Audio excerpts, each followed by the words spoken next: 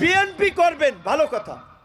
তো বিএনপির প্রধান তারেক রহমানের সিদ্ধান্ত মানবেন না, তাকে বৃদ্ধাঙ্গুলি দেখাইবেন, আর হেইবারে আপনারা কমিটিতে নেবে, আবার আপনারা ফিরিয়ে নেবে। সে বেড়ায় কি এত পাগল? বাংলাদেশের বিএনপি সরকার গঠন করলে প্রধানমন্ত্রী হবে, তার দূরদর্শিতা আছে না? আজকে দেখেন, আপনারা যদি দেখি, আমি কিছুক্ষণ আগেই সোশ্যাল মিডিয়াতে দেখছিলাম, আপনার নারায়ণগঞ্জের ওয়ার্ডের কমিটির সভাপতি সাধারণ সম্পাদককে আজকে রিজভিমের স্বাক্ষরে বহিষ্কার করা হয়েছে। কেন?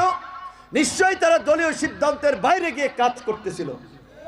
আজকে এখন এই বরিশালের ভাষায় বললে, বিএনপির পাইন মারিয়া আপনি তারেক রহমানের ছবি ঝুলাইয়া খালেদা জিয়ার ছবি দিয়া বিএনপির অফিস করেন। হ্যাঁ, আজকে এই বিএনপিকে তো ডুবাইতেছেন আপনারা। জাতীয় নির্বাচনের পরে সামনে স্থানীয় নির্বাচন, যদিও স্থানীয় নির্বাচন নির্দলীয় প্রতীকে হবে, বিএনপি প্রার্থী দেবে, কিন্তু মামুনরা বিশৃঙ্খল করে মানুষ কুস্কাই দিচ্ছে। ওই সময় দেখবেন একজনের জায়গায় তিনজন দাঁড়াই যাইবে। সারা দেশে দলের ক্ষতিটা করছে কারা? এই হাসান মামুনের মতো সুবিধাভোগীরা। সুবিধাভোগী বললাম এই কারণে, আজকে আমরা যে ইউনিয়নে দাঁড়িয়ে সমাবেশ করছি, জনাব আলহাজ শাহজাহান খান সাহেব আমৃত্যু বিএনপির জন্য করেছেন, বিএনপিকে এই জনপদে প্রতিষ্ঠিত করে গিয়েছেন, বিএনপির প্রোগ্রামে গিয়ে হামলার শিকার হয়েছেন।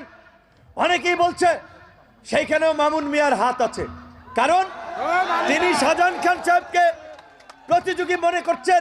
আগেই পথের কাটা পরিষ্কার করার জন্য লেলিয়ে দিয়েছিলেন, কারণ কোনো আওয়ামী লীগের লোক শাহজাহান খান গায়ে হাত তুলবেন এইটা আমার মনে হয় না।